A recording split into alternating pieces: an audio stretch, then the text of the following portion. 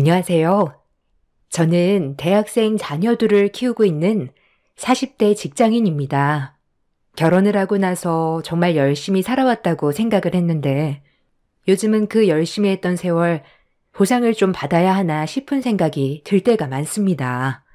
사치나 허영심 없이 언제나 한결같이 살아왔었거든요.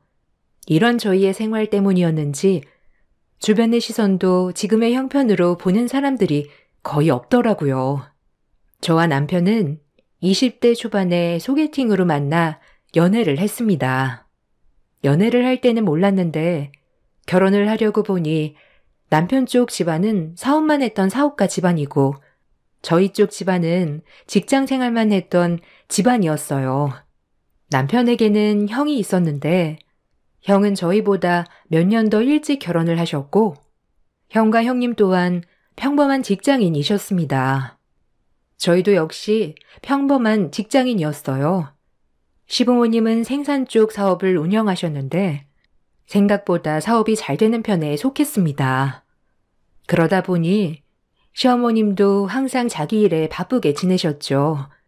행사 때마다 시어머님은 만나게 되면 항상 바쁘다는 말을 가장 많이 하셨어요. 어머님, 요즘 좀 어떠세요? 그래도 제일 바쁜 시기는 넘어가신 거 아니세요? 아이고, 말도 마라. 요즘 갑자기 일복이 터졌는데 눈코 뜰 새 없이 너무 바쁘다. 너네 온다고 하니까 겨우 시간 낸 거지. 아니었으면 꼼짝없이 일했지 뭐. 아휴, 그래도 쉬엄쉬엄 하세요, 어머님. 어머님, 아버님 연세도 있으신데 건강도 챙기셔야죠. 그래. 그래야 하는데 지금 일해서 튼튼하게 잘 잡아놔야 너네 아주버님이 물려받을 때 좀 수월하지 않겠니? 아, 사업은 아주버님 물려주시려고요? 아주버님도 그렇게 하시겠대요? 뭐 그냥 회사 다니겠다고는 했다마는 그래도 사업 물려받긴 해야 하지 않겠어?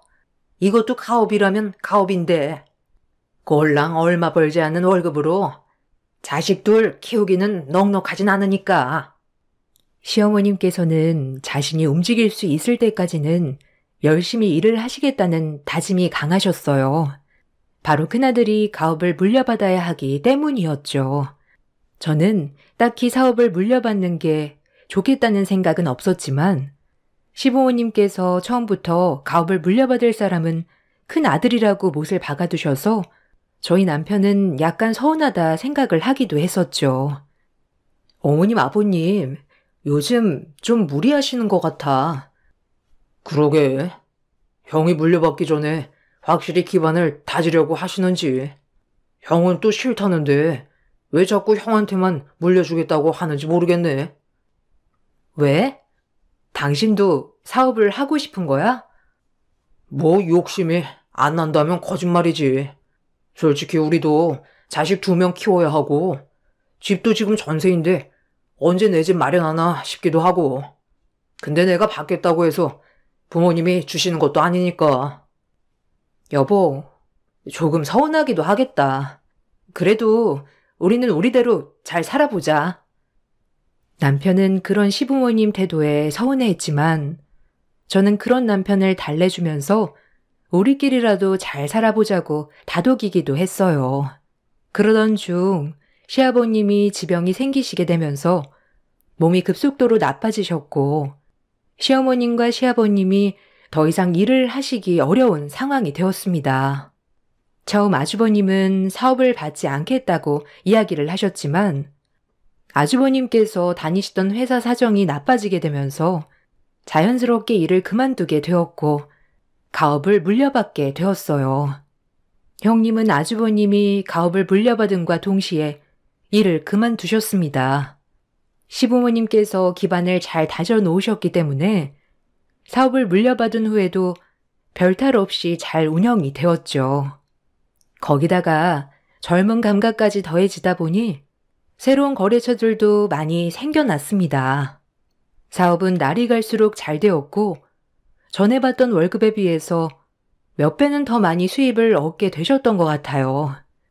그때부터 아주버님 부부의 씀씀이가 커지게 되었습니다. 명절날이면 그 모습을 더욱 잘 볼 수 있었어요. 어머니, 아버지, 절 받으세요. 올해는 건강하시고 이번에는 명절 선물로 현금을 준비했습니다. 아이고, 이게 다 뭐니?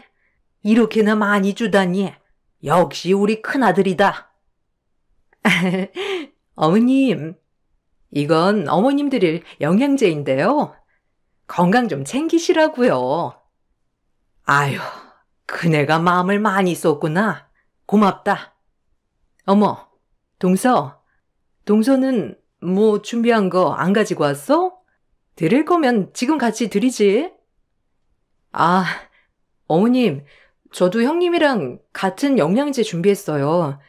요즘 어머님 건강이 약해지신 것 같아서요. 잘 챙겨 드세요. 예, 너는 형님이랑 선물 어떤 거 할 건지 미리 상의도 안 해봤니? 원래 이런 건 아래 것이 먼저 이야기를 꺼내야 편하게 얘기할 수 있는 거야. 어머님, 그럴 수도 있죠 뭐. 제 거 드시고 동서 것도 쭉 드시면 되겠네요. 아하, 그렇구나. 같은 걸 준비하면 신경 쓸 수도 있는데 역시 우리 큰애가 배포가 남다르네. 시댁에 하는 용돈뿐만 아니라 아주버님 부부의 씀씀이는 날이 갈수록 점점 더 커지기 시작했죠. 자동차를 바꾼 지 얼마 지나지 않아 새 자동차로 바꾼다든지 혹은 명품숍에 매주 다닌다든지 하는 일은 일상이었어요. 이런 모든 것들을 알지 못했다면 신경이라도 안 쓰이겠지만 형님은 자꾸만 저에게 이런 상황들을 마치 들으라는 듯 전화로 이야기를 해 주셨어요. 동서, 오늘 뭐 해? 시간 있으면 같이 쇼핑이나 갈래? 아, 형님, 저 오늘 일이 바빠서 시간이 안 될 것 같아요. 에이, 그러지 말고 같이 쇼핑이나 가자. 일 그거 한 번 안 간다고 뭐 큰일 나나? 내가 맛있는 것도 사줄게. 형님이 쉬셔서 잘 모르시는가 보다. 원래 일은 그렇게 맘대로 하는 게 아니잖아요. 어머, 동서, 기분 나빴어? 아니, 나는 이번에 명품관에서 주문한 게 왔다고 하길래 동서도 한번 구경해보라고 같이 가잔 거였지. 네, 저는 그런 거 관심 없어요. 하긴, 동서랑 서방님 버리로는 명품 하나 마음 놓고 살 수 있겠어? 형님, 저희 벌이 부족하지 않아요. 다만 명품에 관심이 없을 뿐이라니까요.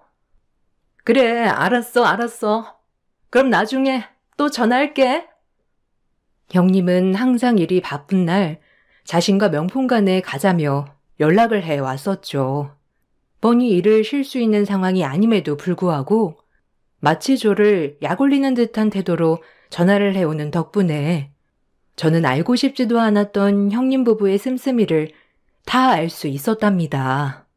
이런 상황은 형님뿐만 아니라 시어머님의 태도에서도 느낄 수 있었어요.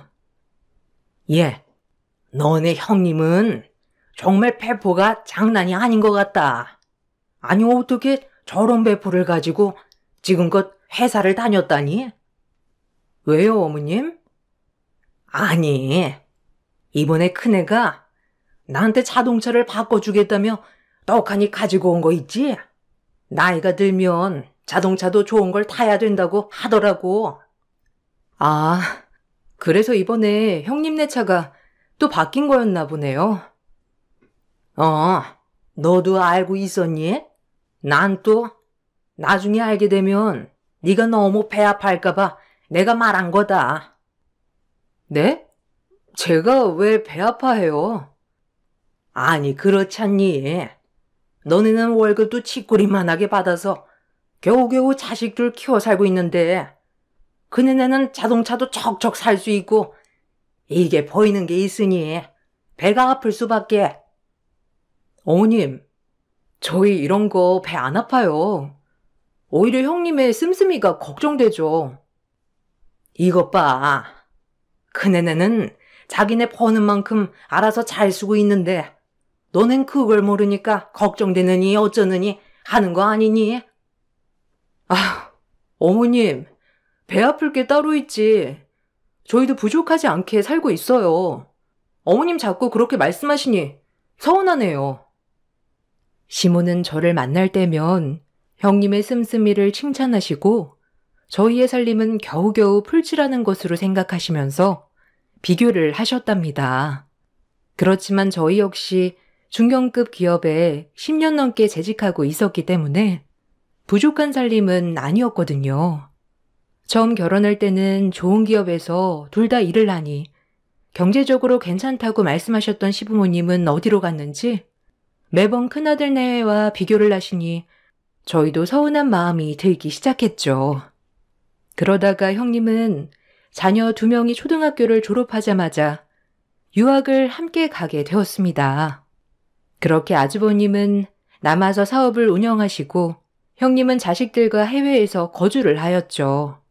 매년 한국에 들어올 때마다 시댁 모임을 하게 되었는데 그때마다 형님은 기가 막히는 이야기만 쏟아내셨죠. 거기에 동조하는 건 시모였습니다. 어머, 동선에도 아이들 유학 한번 보내봐. 얼마나 좋은지 몰라. 한국 교육이랑은 차원이 다르다니까. 어릴 적에 가야 영어도 늘고 문화도 배우고 시야가 확 넓어져. 그렇지? 아유, 둘째네도 왜 안 보내고 싶겠니? 그래도 회사원 월급에 어떻게 유학까지 보내? 하긴 그렇죠. 동서도 참 마음 아프겠다, 그지? 어떤 게요? 유학을 못 보내서요? 저희 아이들은 여기서도 학원 안 다니면서도 전교 상위권에 드는데요. 에이, 국내에서 상위권이면 뭐해? 해외 대학 들어가면 그것만큼이나 스펙되는 게 없는 거 알잖아. 그렇지. 지금 아무리 공부 잘해봤자 대학 들어갈 때를 잘해야 되는 거다, 너. 그래도 큰애야. 너무 그렇게 얘기하면 작은애가 속상해한다. 어머, 그렇겠죠? 미안해, 동서. 내가 눈치가 없었네. 동선에는 보내고 싶어도 못 보낼 텐데. 아니, 못 보내는 게 아니라 저희 아이들은 여기서도 잘한다니까요? 예. 됐다. 그만해. 오랜만에 보는 자리에서 그렇게 얘기할 건 또 뭐니? 형님은 은근히 저희를 무시했고 그런 형님에게 동조한 건 시어머니였습니다. 남편에게 말을 하니 남편도 여러 가지 고민을 하는 듯 했습니다. 아이들이 공부를 잘했고 전교 상위권에 들고 있었지만 좀 더 나은 미래를 위해서는 저희도 고민을 해야 했죠. 그러다가 매달 모으고 있던 돈에서 일부를 빼서 투자를 시작하기로 했습니다. 처음에는 아주 적은 금액으로 투자를 시작했는데 점점 수익률이 좋아지기 시작했죠. 이렇게 투자를 해서 모은 수익을 가지고 다시 투자를 하고 투자를 하는 방식으로 저희는 조금씩 돈을 모으면서 살아갔습니다. 그렇지만 저희의 씀씀이는 더 많은 수익을 낼 때에도 변하지 않았어요. 여보, 혹시나 해서 하는 말인데 요즘 우리가 들어오는 돈들이 조금 있잖아. 우리 이거 쓰지 말고 모아두는 건 어때? 사실 나도 큰 돈을 조금씩 받다 보니까 쓸까 하는 생각도 들 때가 있는데 미래를 위해서는 그냥 다 저축해두는 게 나을 것 같아. 그렇지? 당신 역시 나랑 생각이 똑같네. 사실 나도 그렇게 생각하고 있었어. 우리가 지금은 빚도 없고 차곡차곡 돈도 잘 모아두고 있지만 언젠가는 생활이 바뀔 수도 있는 거고 혹은 큰 돈이 들어갈 때도 있잖아. 우리 집도 마련해야 되는데 다 저축하는 게 좋을 것 같아. 남편과 저는 돈에 대한 생각이 같았어요. 돈은 있다가도 없고 없다가도 있는 것이라는 신념이었죠. 그렇기 때문에 돈으로 사람을 평가해서는 안 되는 것이고 돈을 쓰는 것으로 행복을 추구하면 안 된다고 생각을 했었어요. 저희는 그래서 이렇게 투자를 하면서 버는 돈들은 모두 저축을 하고 모아두었습니다. 그전보다 훨씬 넉넉한 수입임에도 불구하고 전과 달라지는 지출은 전혀 없었어요. 감사하게도 저희 아이들은 학원을 다니고 싶어 하지 않았고 항상 집에서 공부를 했기 때문에 따로 아이들 학원비로 들어갈 것도 없었습니다. 고등학교에 진학을 하고 나서는 학교에서 오랫동안 공부를 하다 보니 따로 들어가는 비용이 없었죠. 늘 잘 나갈 것 같았던 아주버님의 사업은 시간이 지나면서 점점 어려워지기 시작했습니다. 심지어 남편에게 연락이 와 돈을 빌려가는 날도 많아졌어요. 오늘 형이 전화 왔었어. 돈 좀 빌려달라고 하더라고. 요즘 사업이 영 좋지 않은 모양이야. 급하다고 하는데 좀 빌려줘야 할까? 얼마나?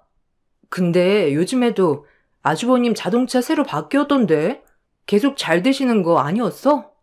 어머님은 며칠 전에도 아주버님이 뭘 사줬다면서 엄청 자랑을 하셨잖아. 그러게 말이야. 나도 잘 되는 줄 알았는데 속은 그게 아니었던가 봐. 급하게 자금 막아야 할 게 있다며 연락이 왔네. 그렇게 심각한 상황이야? 형님도 이 사실 아셔? 아는 모양이야. 조만간 한국에 들어온다고 하는 걸 보면 아는 것 같아. 남편에게 돈을 빌려가는 날이 많아지면서 해외에 있었던 형님은 자식들만 놔두고 우선 한국으로 다시 들어왔습니다. 형님이 들어오고 나서는 상황이 많이 바뀔 거라 생각을 했는데 예상외로 달라지는 건 하나도 없었어요. 형님 부부의 씀씀이는 그대로였습니다. 시몬은 사업이 어려워지는 상황을 아는지 모르는지 여전히 형님과의 비교를 시작하셨죠. 아니 둘째야, 너는 어떻게 매번 촌스러운 옷만 입고 와? 그네처럼 깔끔하게 옷을 입고 와야지. 역시 큰애는 외국물을 먹어서 그런가? 센스가 다르네. 어머님, 이런 것도 다 돈을 써야 되는 거잖아요. 아, 그렇지. 그네야, 이번에 쇼핑 한번 가자꾸나. 우리 큰애 옷 한 벌 사줘야지. 아유, 어머님. 제가 어머님한테 사드려야죠. 안 그래도 이번 주말에 가려고 했는데 어머님이랑 딱 통했네요. 동서도 같이 갈래? 아이고, 야서라서. 쟤는 그런 곳 가도 쓸 돈도 없다 얘. 너나 쓸 줄 알지? 에휴, 지금까지 그렇게 일만 해도 봐라. 변한 거 하나 없잖니. 어머님, 매번 말씀드려도 저는 그런 거에 관심이 없어요. 아니, 그런데 형님, 쇼핑하러 가셔도 괜찮은 거예요? 지금 뭐 상황이 좋아지셨나 봐요? 뭐?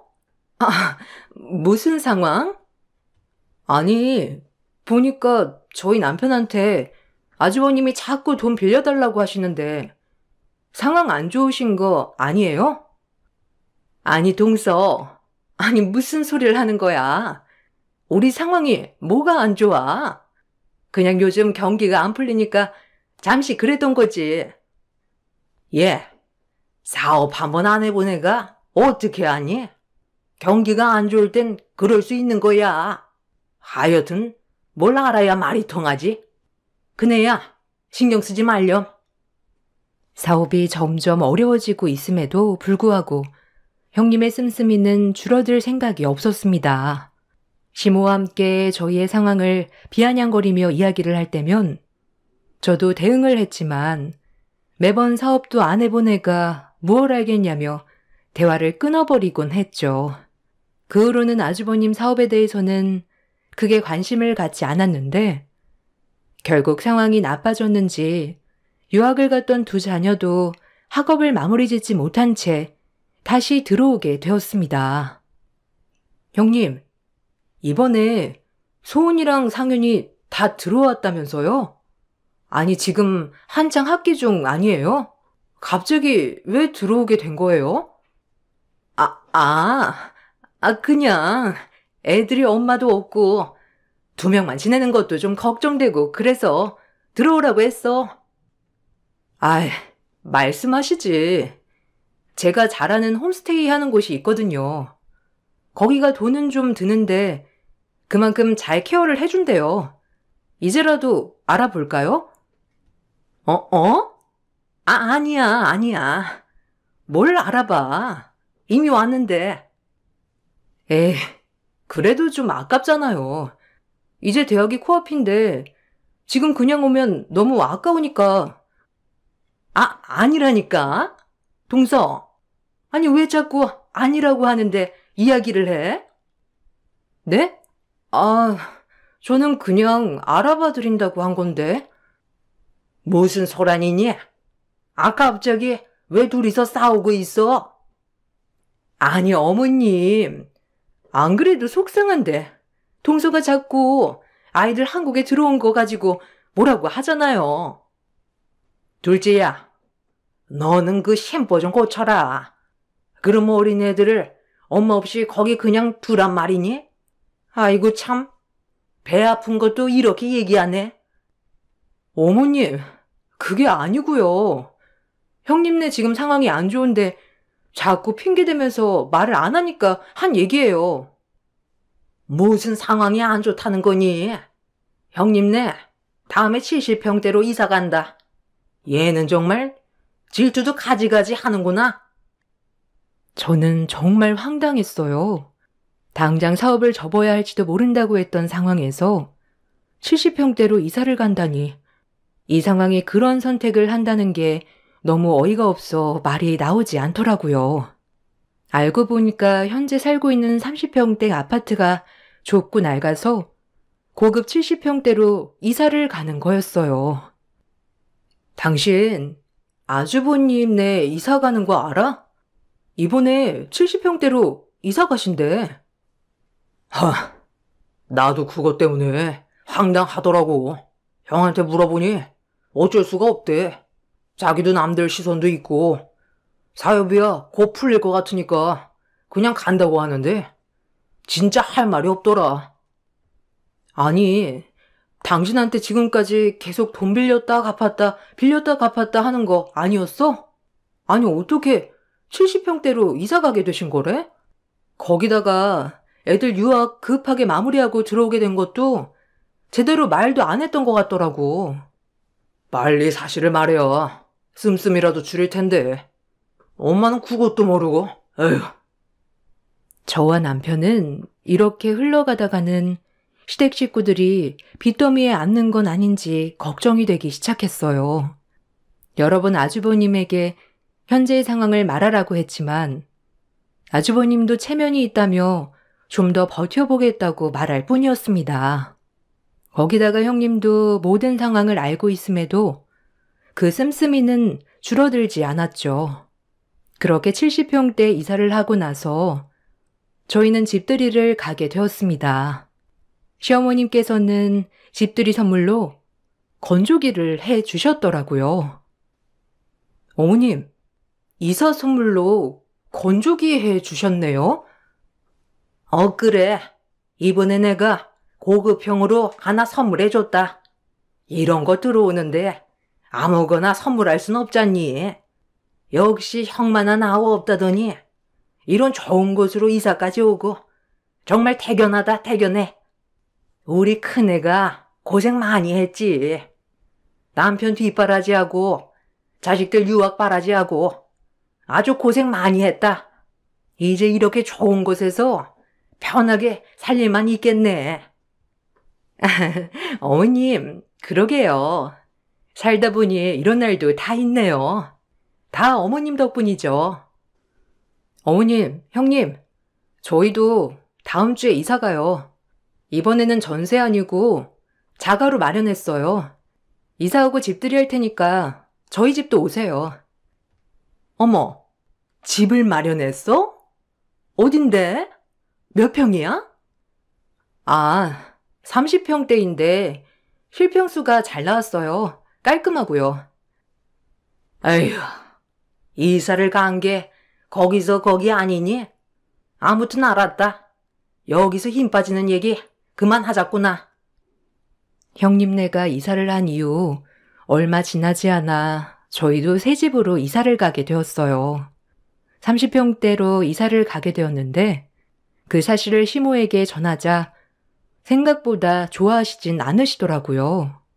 이사를 하는 날에는 저희 집뿐만 아니라 다른 곳에서도 입주를 진행하였습니다. 저희는 바로 입주를 하고 나서 시댁 식구들과 함께 집들이를 했죠. 집들이를 온 시모와 형님의 표정은 좋지 않았어요. 아유, 아니 어떻게 이 좁은 곳에서 4명이서 산다는 말이니? 어머님, 이제 애들 다 대학 보내면 저랑 남편만 있을 건데 이 정도가 딱 괜찮아요. 너무 넓어도 관리도 힘들고요. 이것 봐라. 뭐든 해봐야 안다고. 큰 집에 살아본 적이 있어야 좋다는 걸 알지. 에휴. 그러게요, 어머님. 어머, 이건 어디 브랜드야? 듣도 보도 못한 브랜드인데? 동서, 이거 메이저 브랜드 아니야? 아, 그거 메이저는 아닌데. 어머, 동서, 가전이나 가구는 메이저로 해야지. 나중에 고장나면 어쩌려고. 이런 거는 동서가 잘 모르니까 나한테라도 물어보지 그랬어. 요런 것도 다 해본 사람들이 잘 선택하는 건데. 국내 메이저는 아니지만 해외에서는 유명한 브랜드예요. 해외에서 유명하면 뭐해? 난 듣도 보도 못한 브랜드인데? 아니 근데 여긴 왜 이렇게 좁아? 여기서 진짜 살 수나 있어? 아휴, 그러게 말이다. 너넨 건조기 해줘도 놀 곳이나 있겠니? 시모는 주섬주섬 가방에서 무언가를 꺼내셨습니다. 시모의 손에 들려져 있던 것은 바로 수건이었어요. 심지어 아무런 포장도 하지 않았던 수건을 저에게 건네셨습니다. 저는 이게 뭔지 영문을 몰라 서 있었죠. 자, 이거 너네 집들이 선물이다. 원래 집들이 할 때 이런 생필품을 주는 거야. 네? 이게 집들이 선물이라고요? 왜? 부족하니? 네 집에는 이게 딱이야. 뭘 더 바라니? 아니, 어머님. 아무리 그래도 이건 좀 너무 하시잖아요. 저희 여기 자가로 들어온 거고. 예, 너는 형님도 보는데 창피하지 않니? 형님네는 너네 집보다 2배는 더 넓은데 거기다가 가전이나 가구도 이것들보다 더 고급스러운 것들로만 세팅해 놨는데 이게 뭐니? 아유, 집들이를 할 거면 제대로 된 곳에서 해야지. 그래, 너네 벌이로는 뭐 이게 최선이겠다만. 시모와 형님은 자꾸만 집안을 돌아다니면서 온갖 가전과 가구들 브랜드를 살피기 바빴습니다. 일을 하고 있던 남편과 아주버님도 퇴근을 하고 들어와 식사를 하고 있던 와중에 인터폰으로 저를 부르는 소리를 듣게 되었어요. 잠시 자리를 비우고 사무실로 내려간 순간 저는 남편에게 바로 전화해 사무실로 내려오라고 했습니다. 여보, 여기 좀 내려와 봐야 할 것 같아. 어? 왜? 무슨 일 있어? 아니, 무슨 일은 아니고 일단 잠시 내려와 봐. 제 전화를 받고 남편은 불이 나게 뛰어 내려왔습니다. 남편이 갑자기 밖으로 나가자 시댁 식구들도 모두 같이 내려오게 되었죠. 현장에는 건물에 입주를 하는 사람들이 모여 깜짝 파티와 함께 선물을 전달해주기 위해 모여 있었습니다. 저와 남편은 너무나 놀라서 아무 말도 하지 못했죠. 그러자 입주자 대표 중 한 분이 저희에게 다가와 고마움을 표시했습니다. 사장님, 저희가 정말 여러 곳 이사 다녀봤지만 여기만큼 입주 환영해주는 곳 못 봤습니다. 경기가 어려워 전세금도 낮춰주시고 저희가 감사한 마음에 준비한 선물이니 받아주세요. 네? 아니에요, 아니에요. 그러려고 한 게 아니었는데. 다들 오늘 입주는 잘 하셨나요? 저희는 오늘 간단하게 집들이를 하고 있어서요. 아이고, 저희가 그것도 모르고 깜짝 파티를 준비했네요. 정말 감사합니다. 여기서 오랫동안 잘 사셨음 저희가 더 행복하죠. 제 말에 시댁 식구들은 모두 깜짝 놀랐습니다. 저희가 들어온 건물은 바로 저희가 지어 올린 건물이기 때문이었어요. 그동안 모은 돈을 가지고 저희는 땅을 사고 건물을 올렸습니다. 생각보다 투자가 잘 되어서 작게나마 건물을 올릴 수 있게 된 것이었죠. 건물을 올릴 때에도 인테리어에 모든 정성을 쏟아서 설계를 했고 입주하는 주민들에게도 입주 선물을 준비했습니다. 이런 모습에 감동을 했던 입주민들이 직접 모아 선물을 준비했던 것입니다. 집으로 돌아오고 시모아 형님은 어떻게 된 일인지 묻기 바빴습니다. 아니, 이게 무슨 소리냐? 여기 건물이 너네 건물이라고? 네, 그렇게 됐어요. 그동안 좀 모은 것도 있었고요. 아무리 그래도 동서, 지금까지 10년 넘게 같은 차 타고 다니고, 거기다가 명품이나 그런 것도 하나도 없었잖아. 그런데 어떻게 집을 지어서, 아니 건물을 올릴 수가 있어? 지금 거짓말 하는 거 아니야? 형님, 아무리 거짓말을 해도 어떻게 이걸 거짓말을 해요? 그럼 저 사람들 다 섭외해서 온 거란 말씀이세요? 아니, 그렇잖아.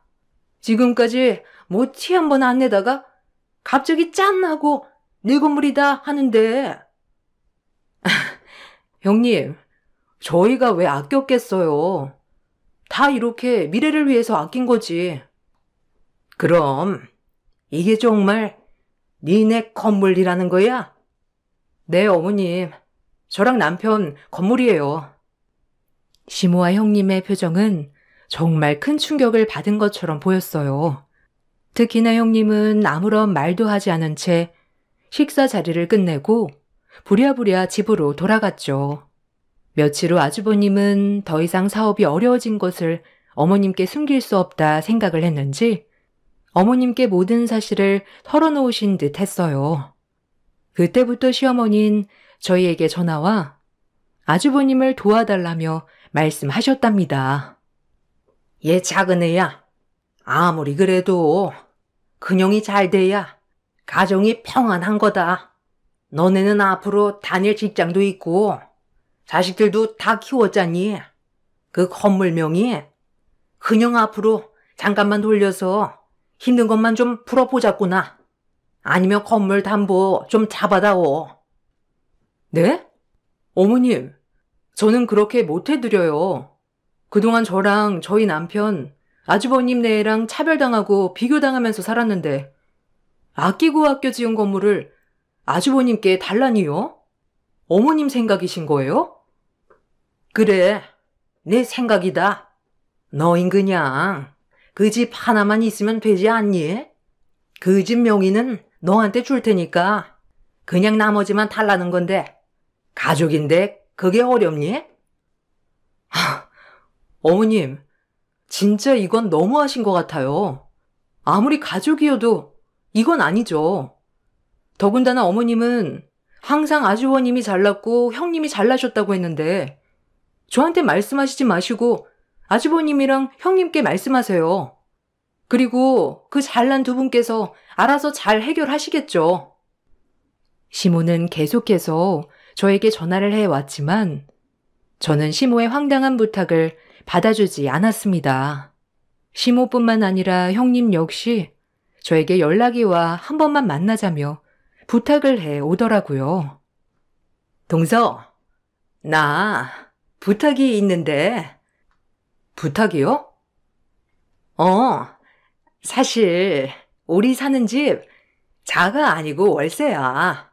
사업이 좀 어려워져가지고 이사를 간 건데 이게 매달 나가는 돈이 부담되네. 혹시 좀 도와줄 수 있어? 형님, 전부터 말씀드리고 싶었는데요.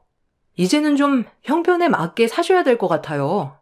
막말로 지금 다 정리해도 힘든 상황인데 형님네는 차도 계속 바꾸고 집도 형편에 안 맞는 곳으로 사시는 거잖아요. 이제는 좀 정신 차리세요. 아니, 동서, 말이 좀 지나치다. 우리는 다시 일어날 거야. 그냥 잠시, 지금만 잠깐 도와달라는 건데. 아니, 무슨 그렇게까지 이야기를 해? 형님, 사업 안 좋은 지 꽤 되셨잖아요. 거기다가 사업 상황도 안 좋으신데 자꾸 사치품에 쇼핑에 거기다가 형편에 안 맞는 집까지 이게 어떻게 잠시 잠깐이라고 할 수 있어요? 저는 못 도와드립니다. 그렇게 저희는 무시하던 시모아 형님은 저에게 계속해서 도움의 손길을 요청했지만 저는 도와주지 않았어요. 아마 사업이 어려워졌을 때쯤부터 사실을 다 오픈하고 씀씀이를 줄여나갔다면 제 마음이 이렇게까지 냉정하진 않았을 거라 생각을 해요. 그렇지만 변하지 않는 모습에 도와주어도 변함이 없겠구나 생각이 들었던 것도 사실이었죠. 시모는 처음에는 부탁을 했지만 점점 협박으로 변해갔습니다. 너넨 가족 간에 정도 없니? 그동안 너네 아주버님이랑 형님이 못해준 게 뭐가 있다고 그래? 한번 도와주면 그 은혜 갚겠다는데 아니 어떻게 그렇게 냉정하게 말할 수가 있는 거니? 너네 그러는 거 소문이라도 나봐라. 돌팔매질 안 맞는 걸 다행이라고 생각해. 어머님, 저희 이사 갈 때 뭐 해주셨는지 아세요? 형님네 이사 갔을 땐 뭐 해주셨는지 아시냐고요? 거기다가 저희한테 뭐라고 하셨었죠? 너네 집 딱 맞는 거라면서 주셨잖아요. 저희 무시할 땐 언제고 또 돈이 있다고 하니까 정이 없다고 하시네요. 겨우겨우 풀칠해 먹고 사는 집안에서 어떻게 갑자기 돈 많은데 베풀지 않는 애들 취급하시죠? 저희 전이랑 달라진 거 하나도 없습니다. 어머님께서 돈으로 사람 판단하신 거죠. 뭐? 아니 내가 무슨 그런 말을 했다고 그래? 어머님, 저 결혼 20년 세월 동안 어머님이 형님이랑 그렇게 비교를 하셨어도 저는 제가 부끄럽지 않았어요. 저한테 이렇게 얘기하실 게 아니라 아주버님이랑 형님 씀씀이를 다그치셔야죠. 저한테 도와주지 않아서 화를 내실 게 아니라 열심히 읽어낸 사업을 10년 만에 말아먹은 큰아들 내애한테 화를 내셔야 하는 거 아니에요? 사업을 하다 보면 잘 안 될 수도 있는 거지. 그걸 화를 왜 내니? 그런데 너넨 도와줄 수 있는 돈이 있잖니. 그걸 안 도와준다는데 너네한테 화를 내야지. 맞아요. 사업을 하다 보면 잘 안 될 수도 있죠. 근데 사업이 안 될 때는 그만큼 씀씀이도 달라져야 하는 거 아닌가요? 어머님이며 형님이며 매번 사치품에 쇼핑에 그걸 같이 하지 않는 저에게는 비아냥해 비교도 하셨는데 제가 왜 도와드려야 하죠? 너랑은 말이 안 통하겠구나. 됐다. 아들이랑 얘기할 테니 넌 빠져라. 어머님 아들이랑 이야기하셔도 마찬가지실 거예요. 시모는 저에겐 화를 냈지만 제 남편 아들에게는 애걸복걸하며 형을 도와달라고 이야기를 하셨어요. 그렇지만 남편 역시 그동안의 형과 형수님의 태도를 알았기 때문에 절대 도와줄 수 없다고 입장을 밝혔습니다. 결국 형님네는 어머님 댁으로 들어가 살게 되었고 사업은 모두 정리를 하게 되었어요. 그나마 그동안의 사치품들을 모두 처분해서 빚을 줄였던 게 다행이었다고 할까요? 결국 시모의 태도는 정과는 달라졌습니다. 이전처럼 형님과 비교는 하지 않죠. 혹시나 저에게 잘해준다면 무언가 떨어질지도 모른다 생각하시는지 시모 형님 모두 저에게 정과는 다르게 친절하게 대하신답니다. 이게 얼마나 갈지 두고 봐야 할 것 같네요. 제 이야기 들어주셔서 감사합니다. 좋은 날 건강 유의하세요. 안녕하세요. 경기도 언저리에 살고 있는 30대입니다. 본론부터 말씀드리는 게 나을 것 같아 빨리 제 이야기를 해볼까 합니다. 친하지 않은 친구가 만나자고 사정사정하여 만났더니 본인의 남자친구라며 소개를 시켜주더라고요. 친구에게도 관심이 전혀 없던 터라 그냥 그렇구나 하고 친구들과 별 생각 없이 있었는데 친구는 저에게 쌓인 게 많았는지 그 자리에서 약을 올리기 시작했어요. 그 자리에서 저만 느꼈던 것이 아니라 친구들 또한 민망했는지 말도 은근슬쩍 돌리곤 했지만 끝끝내 저를 겨냥하는 친구였죠. 우리 민수 씨도 세무사에다가 엄청 집안도 좋은데 여자는 이런 남자 만나야 하는 거 아니겠니? 아무리 집이 잘 살면 뭐해? 남자를 잘 만나야 여자 팔자가 피는 거지. 미네 넌 집이 잘 살면 뭐하니? 남자친구 하나 없는 걸. 솔직히 네가 어떤 남자 만날지 모르겠지만 왠지 너네 집 수준이면 대릴 사이 정도 얻어야 하나? 처가에 말뚝 박는 그런 꼴통 같은 남자들 말이야. 너 무슨 말이 그래? 꼴통 같은 남자라니. 그리고 네 남자친구 소개받는 자리에서 내 얘기는 왜 꺼내는지 의문이다. 나 시집 잘 간다고 광고하려는 거야. 몰랐어? 애들이 우리 친구들 중에 널 제일 부러워하길래 날 부러워하라고 부른 자리거든. 난 남자 잘 만나서 이렇게 세무사 3으로 들어가는데 넌 없는 남자 만나서 너희 집 자산으로 먹여 살릴 것 같아서. 뭐 악담이야? 그리고 돈이 뭐가 그렇게 중요하다고 돈돈거리는지. 네가 날 친구로 생각했는지가 의문이네. 아, 친구? 친구도 끼리끼리인 거지. 난 너 옛날부터 싫었어. 뭐든 완벽한 척. 근데 이제 내가 너보다 잘나질 거야. 친구들 말에 의하면 전 몰랐지만 친구는 저에게 라이벌 의식이 어려서부터 있었다고 했고 제가 모르게 매일같이 제 소식을 캐물었다고 했어요.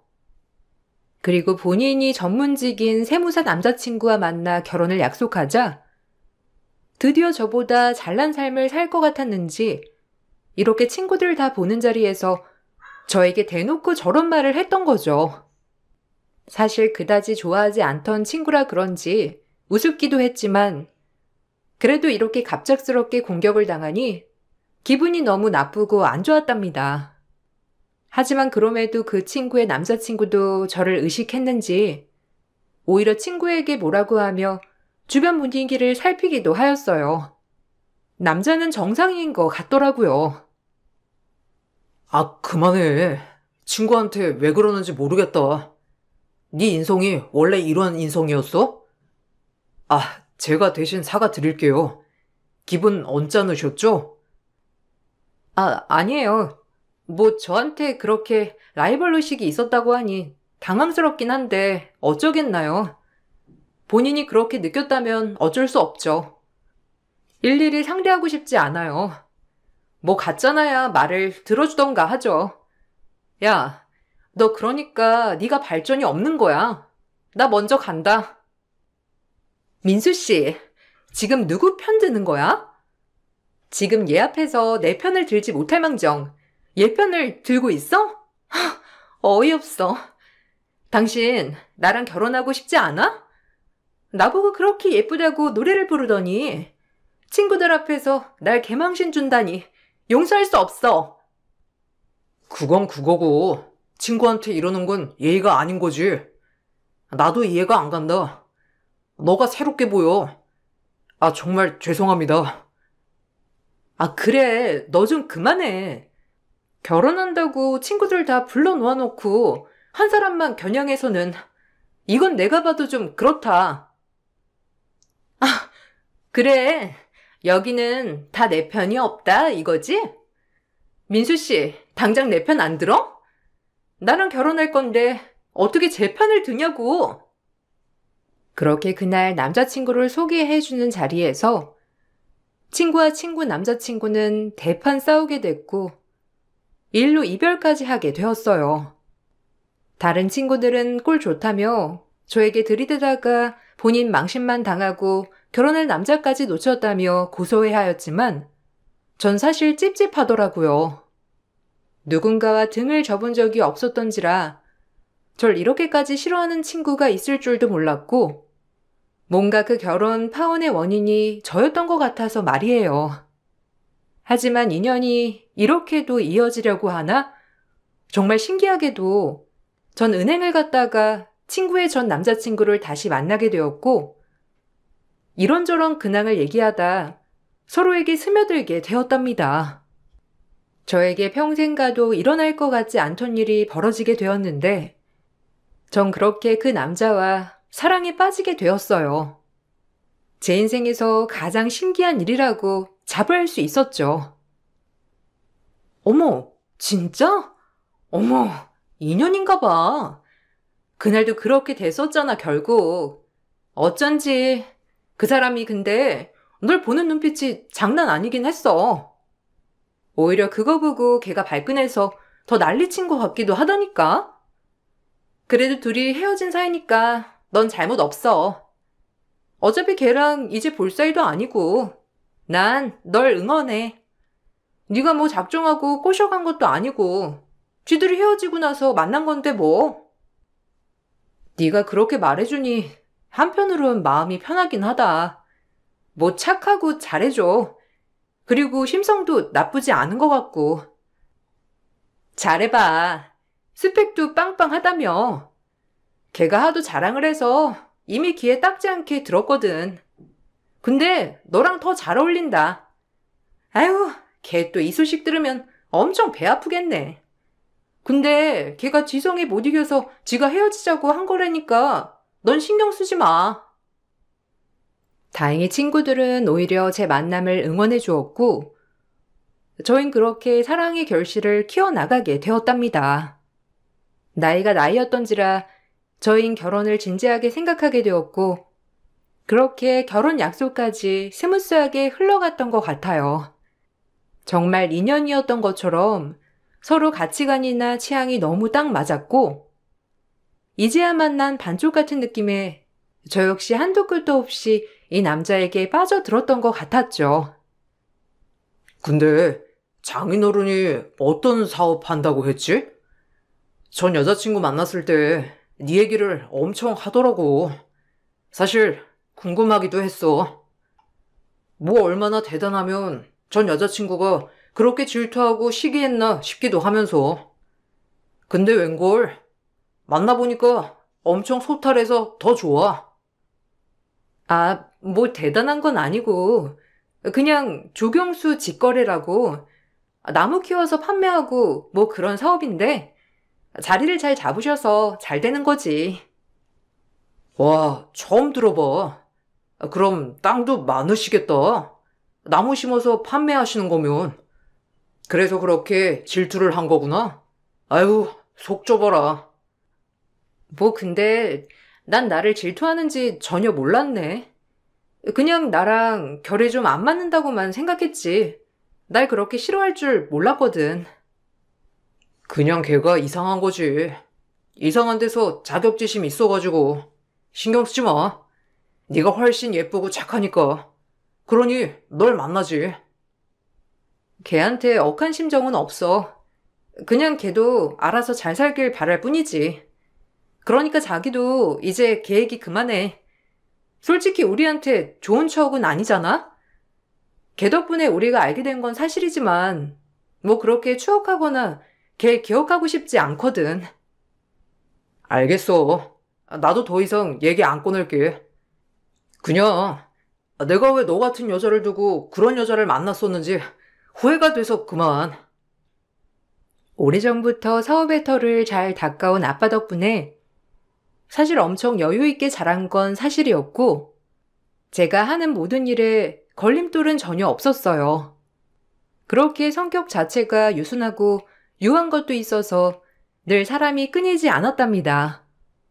그리고 이렇게 결혼까지 순차적으로 일사천리되니 역시 내 인생은 순탄하게만 흘러가는구나 싶었고 여느 때처럼 결혼 준비를 해 나갔습니다. 니네 아빠가 우리 애 차 하나 바꿔준댔지? 아유, 고마우셔라. 하긴 막내딸이기도 하니 막내 사이가 아주 특출 나겠지. 아, 뭐 그런 것도 있으시고 그냥 아빠가 민수 씨 차 보더니 바꿔주고 싶다셔요. 이제 아들이 될 건데 좋은 차 끌고 다니라고. 아유, 그것도 그래. 우리 아들이 학벌도 좋아, 인물도 좋아, 직업도 좋아. 딱 하나 빠지는 게 살짝 집안이잖니. 대놓고 얘기하지만 그래도 우리 아들이 너 같은 여자 만나서 그나마 얼마나 다행인지 몰라. 너한테만 하는 말인데 전 여자친구가 얼마나 마음에 안 들었는 줄 아니? 네 친구였다며? 에휴, 걔는 지복을 찾지. 이렇게 귀한 여자 만날 줄 누가 알았겠어. 뭐 과거는 신경 안 써요. 어머님도 그만 잊으세요. 그래도 민수 씨가 좋아했던 여자기도 하니 저도 그만 얘기하고 싶어요. 어머, 혹시 기분 나빴니? 나는 그냥 너 기분 좋으라고 한 소리다. 그만큼 네가 나한테 걸맞은 며느리라는 거지. 솔직히 우리 아들 같은 세무사가 그런 일반 여자랑 결혼한다는 게 말이 되니? 너 정도 되는 집안 여자를 만나야 결이 맞는 거지. 뭐 이제 유쾌한 얘기는 아니니까 그만한다만 어쨌든 네가 내 며느리가 된다고 하니 내가 얼마나 행복한지 몰라. 아니에요. 기분이 나쁘다기보단 뭐 그래도 생각하면 유쾌하지만은 않으니까 덜 기억하고 싶어서요. 이해해 주세요. 저도 어머님같이 절 예뻐해 주시는 시어머니를 만난 게 너무 행복하네요. 제가 잘할 테니 우리 행복하게 서로 생각하며 살아요. 결혼 준비를 하면서 시어머니는 절 무한으로 예뻐하시는 게 저에게까지 느껴졌어요. 저 역시 시어머니가 예뻐해 주시는 것은 너무 고마웠으나 사실 전 여자친구를 들먹거리면서 저를 치켜 세워주는 것 같아 기분은 썩 좋지 않더라고요. 그럼에도 제 시댁이 될 거니 그런 거 신경 쓰지 말고 잘하자라고만 생각을 했고 그렇게 결혼이 코앞에 다가오게 되었답니다. 하지만 찬란한 제 인생이 펼쳐질 것 같던 시기였는데 갑작스러운 아빠의 부도 소식이 들려오게 되었고 그야말로 집은 난리도 이런 난리통이 아니었어요. 일단 우리끼리 잘 헤쳐나가 봐야지. 아빠, 너무 걱정 마요. 우리도 모아놓은 돈은 있고 아파트들도 처분하면 되니까 너무 걱정 마. 아휴, 미안하다. 면목 없어. 평생 행복하게 해줄 거라고 그렇게 다짐했는데 내가 능력이 부족해서 일어난 일이야. 미안해. 그런 말은 무슨? 아빠가 여태까지 고생한 거에 비하면 이 정도 고생은 아무것도 아니지. 우리도 버틸 수 있어. 걱정 마요. 마음이 약해진 아빠였지만 저희는 아빠에게 믿음이 엄청났기 때문에 각기 다른 곳에서 아빠를 도와드리려고 하고 있었어요. 저 역시 부도가 난 아빠의 사업체의 세금 처리를 위해서 세무사인 남자친구를 통해 열심히 알아보려고 준비하고 있었답니다. 하지만 남자친구는 저희 아빠의 부도 소식을 듣자마자 난색을 표하며 당황하기 시작했고 괜찮냐는 말 한마디가 없더라고요. 뭐? 아니, 20년 가까이 그런 사업을 하신 분이 어떻게 망할 수가 있어? 아니, 그것도 결혼식 직전에 이게 말이 돼? 그러니까 진짜 한 치 앞도 모르는 인생 같아. 그래서 지금 아빠도 많이 힘들고 엄마도 힘들어해. 그래도 다행인 건 언니들이랑 내가 성인이니까 뭐라도 아빠 도울 방법을 찾아야지. 형부들도 다 아빠 도와주려고 뭐라도 하려고 하거든. 와, 아니 진짜 기가 막힌다. 일단 생각할 시간을 갖자. 뭐 나한테까지 도움 청하려고 한 건 아니지? 설마? 어? 도움을 청한다기보다 아빠 회사 세금 처리나 이런 게 남아있으니까 자기한테 도와줄 수 있냐고 물어보려고 했지. 그게 도움인 거네. 아, 미안한데 솔직히 이성적으로 생각해보자. 솔직히 당황스럽거든? 너네 아빠 망했다는 거. 내가 결혼하려고 한 이유 중 하나가 너희 처가덕도 있는 건데 그게 없다면 이 결혼 다시 생각해봐야 하지 않겠어? 뭐? 지금 당신 말은 그럼 우리 집 배경 때문에 나랑 결혼하려고 했다는 거니? 내가 아는 민수 씨가 맞아? 맞다고? 솔직히 결혼은 현실 아니냐?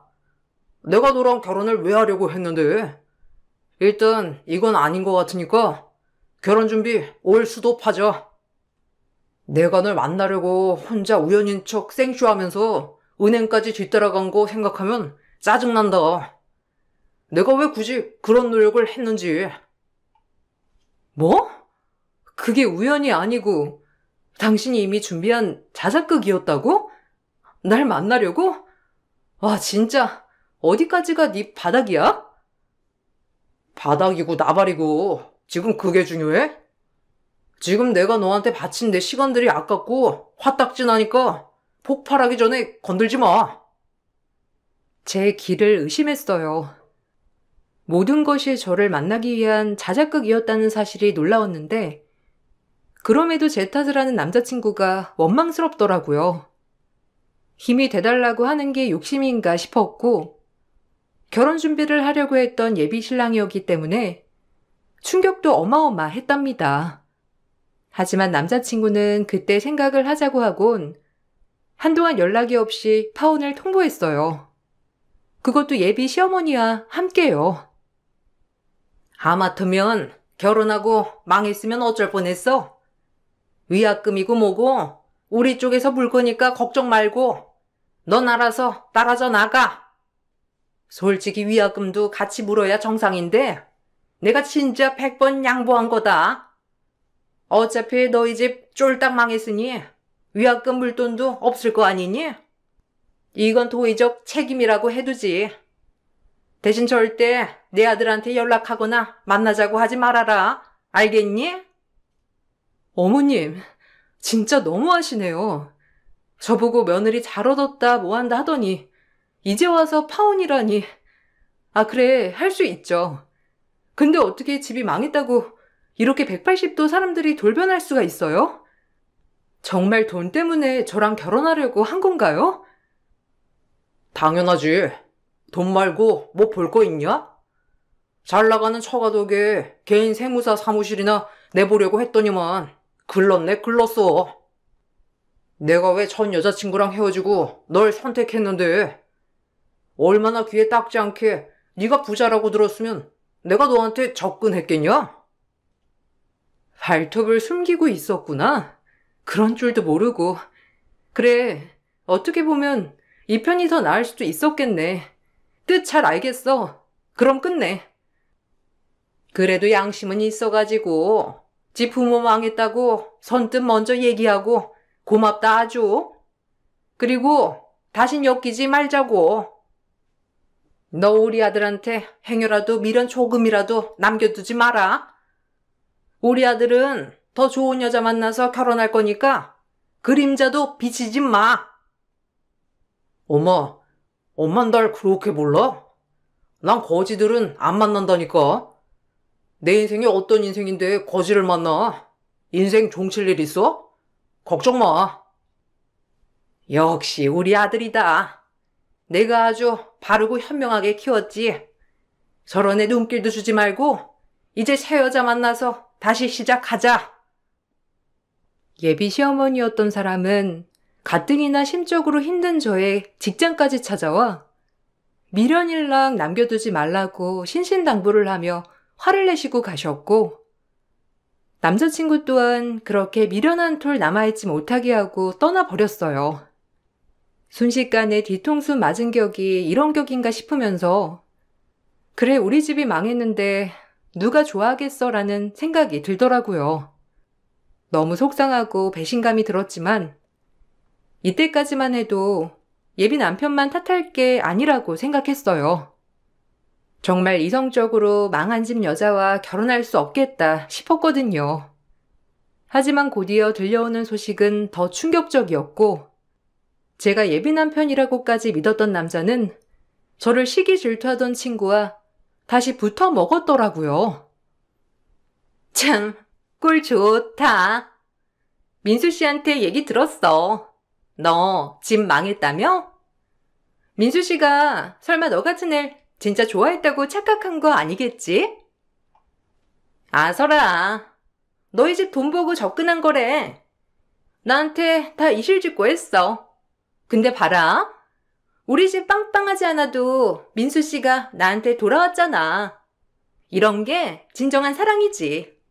돈밖에 없던 네가 모든 걸 잃고 나니 정말 보기 짠해 죽겠다. 어쩌니? 용돈이라도 주랴? 뭐? 그래. 네 인성 여기까지였지. 그 인간 분리수거 잘해가서 고마워. 그래도 믿었는데 이렇게 또 뒤통수를 치네. 둘 사랑 천년만년 행복하길 바랄게. 그리고 전해줄래? 언젠간 너도 큰 뒤통수 맞을 거라고 말이야. 다신 보지 말자, 우리. 애써 친구에게 아무렇지 않은 척했지만 눈물이 줄줄 흐르더라고요. 바보같이 사랑이라고 착각했던 제 자신이 한심했고 이런 남자를 믿고 결혼을 하려 했다는 제 자신을 용서할 수가 없었어요. 그럼에도 버텨낸 건 저를 사랑해주고 지지해주는 가족들이 있었기 때문에 파혼의 아픔도 이겨낼 수 있었답니다. 그리고 이렇게 마냥 슬퍼만 할 수 없다고 생각해 언니들과 형부들 그리고 아빠와 함께 어떻게든 이 기회를 회생시켜야겠다는 생각밖에 들지 않았고 밤낮으로 뛰어다니며 노력했어요.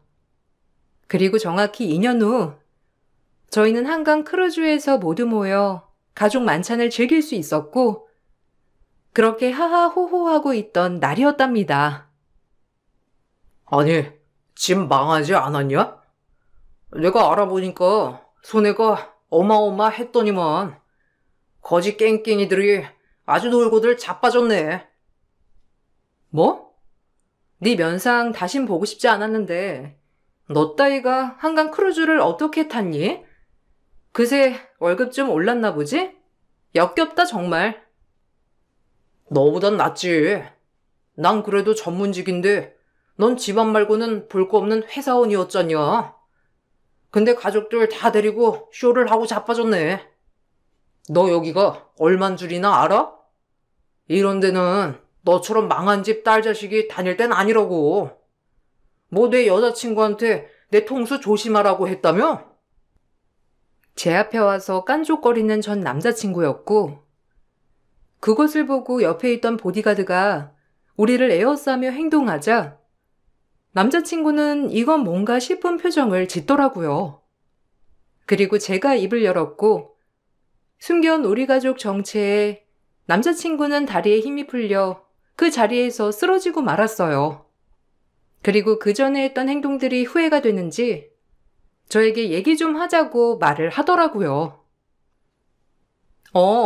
뒤통수 조심하라고 했지. 우리 집 재개했거든. 어쩌냐? 부자 여자친구 놓쳐서? 우리 아빠가 이대로 이렇게 주저앉을 줄 알았니? 너 몰랐나 본데 부자는 망해도 3대가 먹고 살아. 알아? 부도 났다고 하자마자 난색팔색을 하더니만 이제 좀 어때? 거짓말 마. 내가 알아보기론 완전 부도 쪽박이던데. 내가 그것도 안 알아보고 너한테 헤어지자고 했겠냐? 말이 되냐고. 우리 아빠는 너처럼 인생을 야비하게 살지 않아서 주변에 도와주시는 분들이 참 많았어. 덕분에 재기에 성공할 수 있었지. 아, 그리고 나도 너 같은 쓰레기를 걸러내서 얼마나 좋은 기회였는지 모르고 말이야. 나 역시 배운 게 많아서 잘된 일이었지. 조경수 직거래를 하는 아빠는 나무들을 키워서 여러 단체나 봉사에 나무를 기증하고 심어주는 역할도 많이 하셨는데, 그때 아빠에게 늘 고마움을 표하던 높은 분이 한 분 있었답니다. 아빠가 모든 걸 잃고 땅까지 다 내놓고 팔려고 했을 때 그분이 아빠에게 의미심장한 말을 하였어요. 그 말은 일단 땅을 팔지 말고 놔두라는 것이었답니다. 그땐 와닿지가 않았지만 모든 걸 팔고 빚을 정리하려고 하는 아빠를 어찌나 말리시던지 사실 저 역시도 이상한 게 한두 가지가 아니라고 생각은 했었어요. 그래도 거기 땅은 놔둬보세요. 혹시 압니까? 일단 선생님이 이렇게 무너지면 안 된다는 걸 전 잘 알고 있어요. 아휴, 지금 근데 제가 이런 거 저런 거 가릴 처지가 아니라서요. 이런 거라도 다 팔고 빨리 정리를 해야 그나마 남아있던 빚이라도 청산하지. 지금 우리 딸들한테 제가 피해를 끼칠까봐 얼마나 걱정인데요. 걱정은 감사하지만 제가 알아서 할게요. 선생님이 저를 조금이라도 신뢰하신다면 그 땅을 안 팔았으면 좋겠네요. 제가 해드릴 수 있는 얘기는 여기까지입니다. 아빠는 그 어려운 와중에도 속는 셈 치고 땅 하나를 놔뒀었고, 알고 보니 그 땅은 머지않아 택지 개발 사업지구로 선정이 되었어요. 그리고 아빠는 막대한 보상금을 받아 땅을 팔 수 있었답니다. 그냥 빚을 청산하려고 빨리 땅을 내다 팔았다면 그 돈을 절대로 그렇게 보상받지 못했을 거예요. 정말 차이가 많았거든요.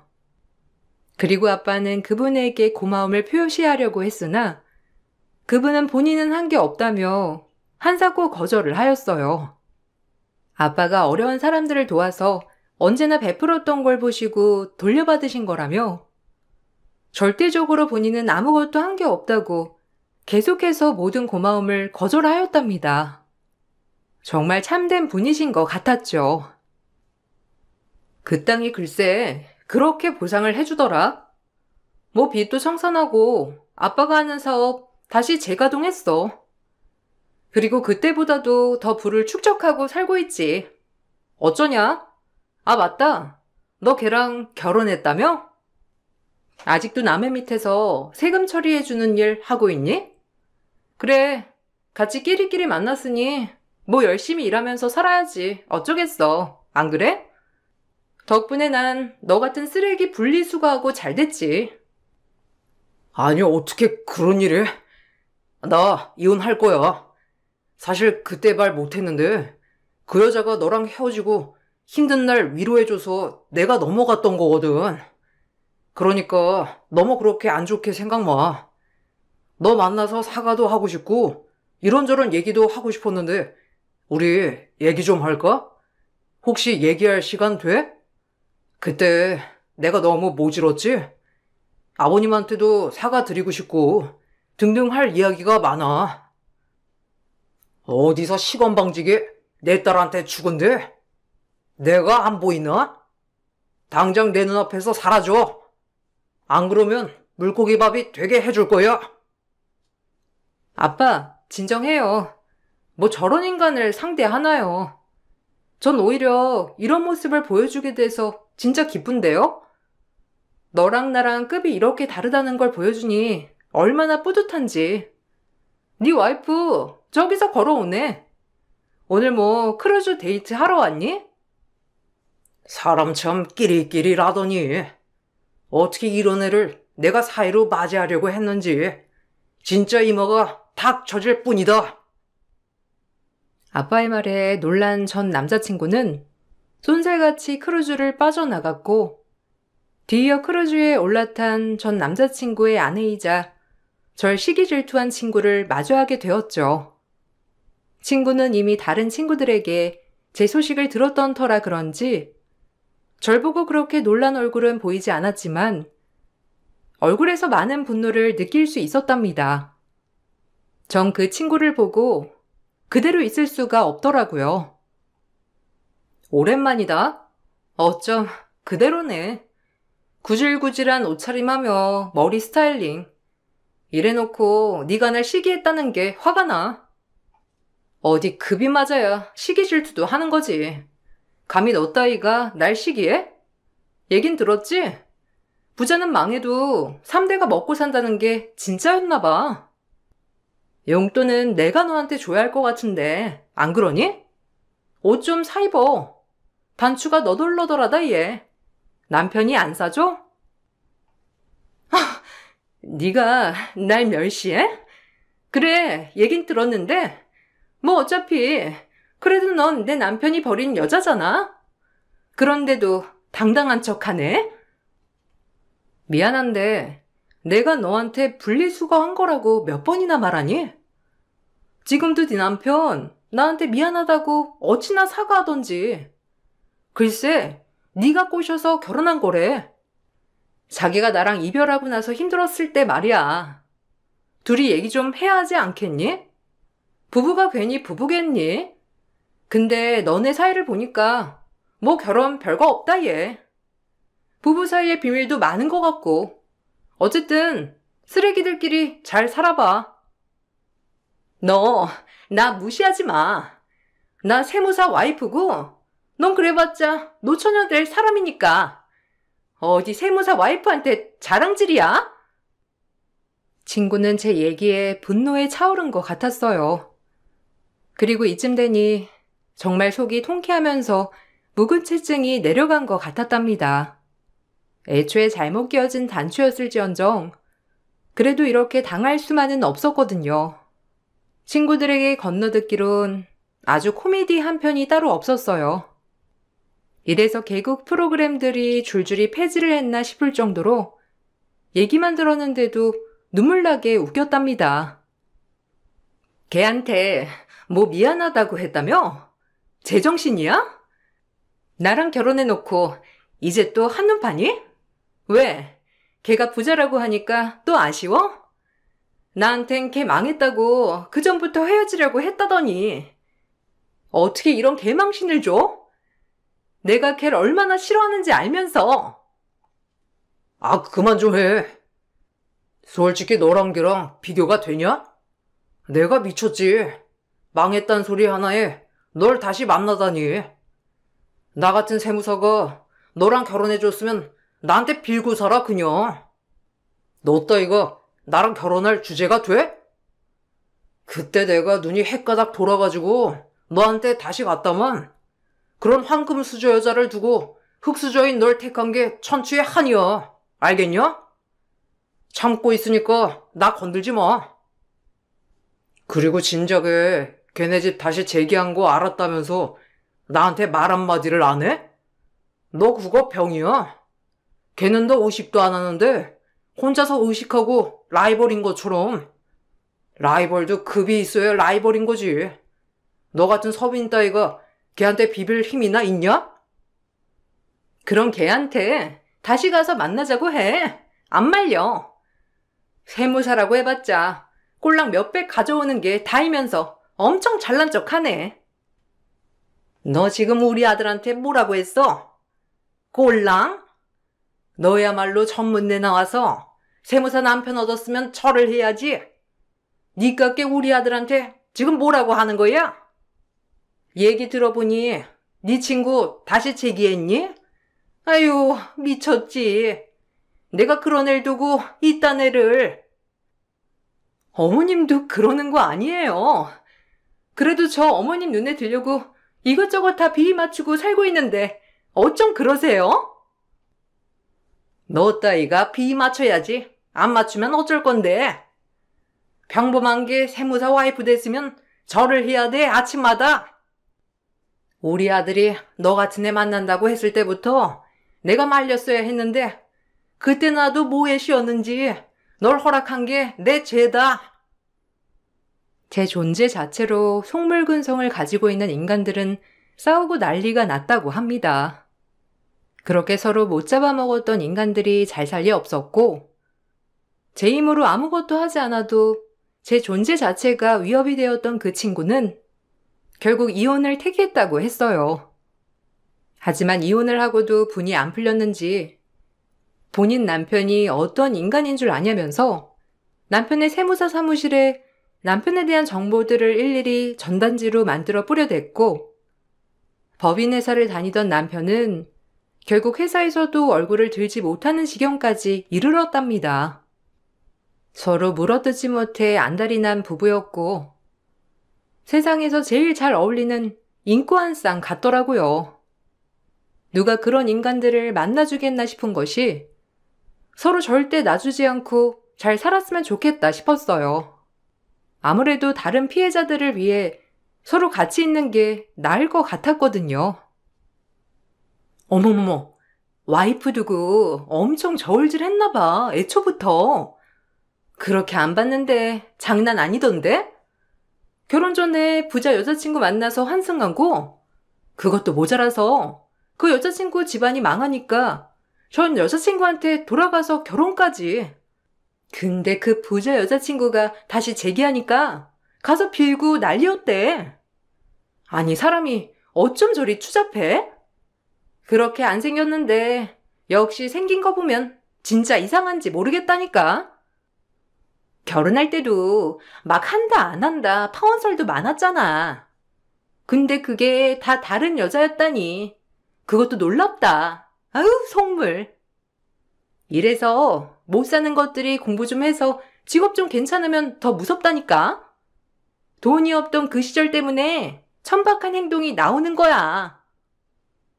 결국 전 남자친구는 사람들의 눈총에 못 이겨 회사를 관두고 나왔고, 그 좋은 스펙으로 취직보단 엄청 빚을 내서 사무실을 차리게 되었다고 했어요.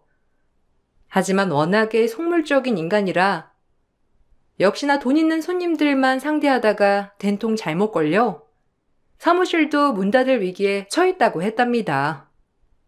크루즈에서 만난 것 하나로 이렇게 여러 명이 망가지는 걸 봤는데 본인들이 자초한 삶이라고 생각해요. 그리고 제가 아무런 행동을 하지 않아도 본인들의 천성을 못 이겨 서로 물어뜯다가 파국을 맞이한 것 같아 우스웠죠. 야, 진짜 대박이다 아주. 네가 잘나서 그래. 혼자서 라이벌 의식 어쩌고 하더니 너 의식해서 이혼녀 되고 인생 종친 거지. 아니, 어떻게 너랑 비교도 안 되는 애가 너한테 그런 감정을 가졌는지가 의심스럽다. 그래도 네가 그런 애들이랑 안 어울려서 진짜 다행이야. 끼리끼리라고. 걔 전 남편도 뭐 걔랑 똑같은 인간이었던 거지. 너 부자인 거 보고 바로 너한테 환승한 거면. 그러게, 진짜 소름 돋아. 한동안 내가 결혼을 염두에 두고 그 남자를 만났던 사실이 진짜 제정신이 아닌 것 같을 정도라니까. 전 지금은 좋은 남자친구를 만나 내년 봄 결혼을 앞두고 있답니다. 어려서부터 친구였고 제가 어려운 시기에 옆에서 힘이 되어줬던 친구예요. 그리고 아빠가 제기를 할 수 있게 옆에서 많은 힘이 돼주었던 친구이기도 하고요. 지금은 저와 예비 남편이 아빠의 사업을 물려받으려고 열심히 배우고 있는 단계인데 이제야 제 짝을 만난 것 같아 행복하답니다. 가끔 친구들을 만나면 그 친구의 이야기를 들려주곤 하는데 이혼을 하고 또 다른 남자를 만나 또 이혼을 했다고 했고 그 뒤로 본인도 친구들을 만나기 꺼렸는지 아예 소식을 딱 끊었다고 했어요. 그러고 나니 들려오는 소식이 없어 오히려 제 마음도 편해지더라고요. 잘못 끼운 단추를 이렇게 풀어내고 제대로 다시 단추를 끼워보려고 하는 제 삶, 조금이나마 응원해 주시길 바라면서 글을 마무리해볼까 해요. 여러분들도 좋은 하루 되시면서 건강한 삶을 사시길 바랄게요. 감사합니다.